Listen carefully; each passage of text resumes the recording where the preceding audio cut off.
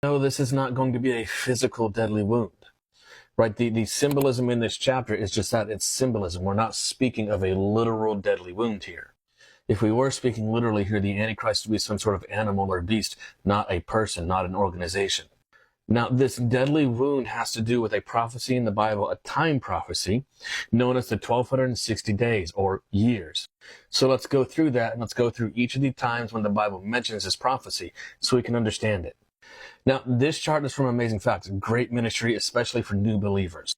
And right here, they list all the scriptures where the Bible discusses the 1260-day year prophecy.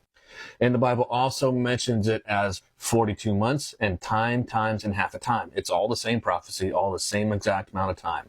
Now, you can look up here in this top corner, Numbers 14:34 and Ezekiel chapter 4, verses 5 and 6, give us the principle that a day in Bible prophecy is equal to a year of literal time. And here you can see in the chart, it begins in 538 AD, it ended in the year 1798 AD, which that is when the deadly wound happened. Now, the first time the Bible mentions this prophecy is in Daniel 7:25, so let's go there. And that actually gives us the starting point for this 538 AD time. Now, Daniel chapter 7, 24, and 25 give us several of the key characteristics of how to identify the Antichrist for these end times. Now, since you're already commenting on my video of who the Antichrist is, we'll just say who it is here. It's the papacy. And the Bible lets us know how long the Dark Ages would last as well. The saints would be given into his hand for a time, times, and the dividing of time. 3.5 prophetic years, 1260 prophetic days, 1260 literal years.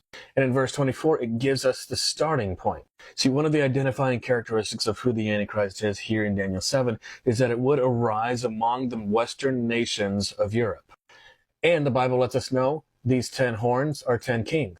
So it would subdue 3 of these kings. Who are those 3 kings? The Heruli, the Vandals, and the Ostrogoths. The last of them was uprooted in the year 538 AD. Hence why the Bible says the 1260 years started in the year 538 AD. We'll get to the deadly wound here in a minute, but for now let's get to the next mention in Daniel 12, verse 7. Here it mentions it by the same term that Daniel 7 does, a time, times, and half a time. And each verse where the Bible mentions it has a different perspective on this prophecy. It's fascinating. In Daniel 7, it was for the beginning of that time prophecy. In Daniel 12, it lets us know what's going on during that time prophecy. The papacy will be persecuting God's people and have dominion over them for 1260 years. Then the next time the Bible mentions this prophecy is actually twice in the beginning of Revelation 11. By the way, did you know the French Revolution was actually prophesied in Revelation chapter 11?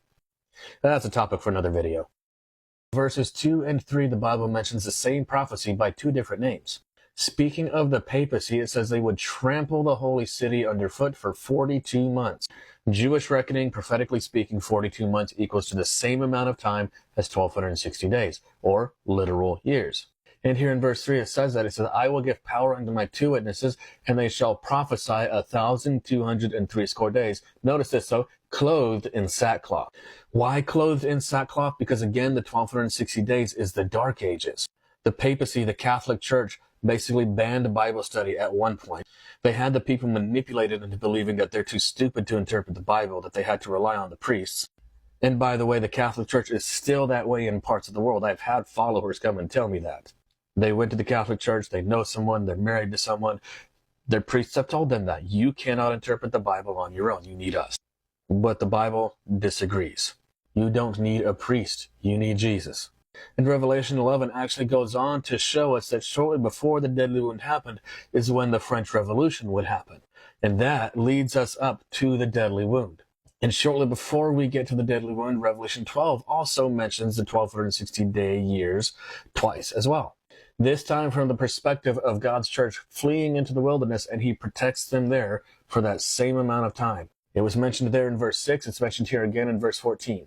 With the same perspective that God would protect his people in the wilderness for 1260 years. And you can study the Dark Ages, the experiences of different people throughout that time period. There were many times the papacy went after various groups of people like the Waldenses and other people that they hated. And oftentimes God would send a fog or he would do something to protect his people. And then the Bible gives us the last mention of this prophecy in Revelation 13, verse 5. And it mentions it by that name of 42 months. context of that is when the Bible says the deadly wound would happen.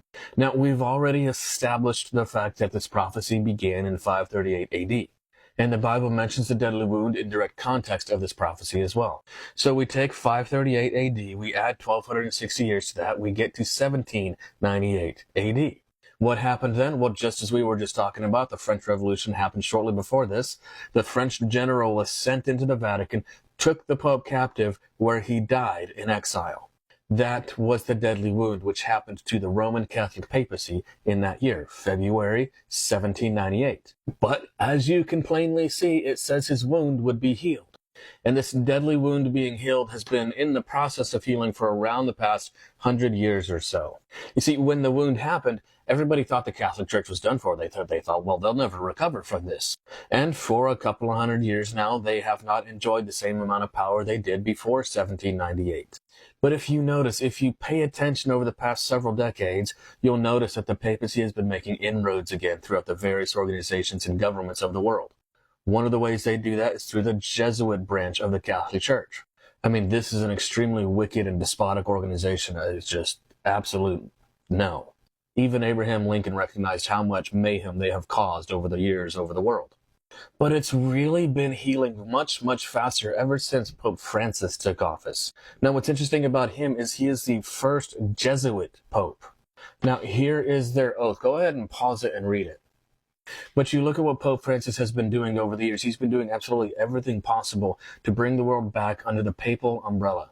He's apologized for past wrongs, which don't think that that's sincere, because what he's doing is doing whatever he has to do to get their dominion back. You see, it is part of Jesuit policy to lie and cheat and do whatever they have to do to get their end goal.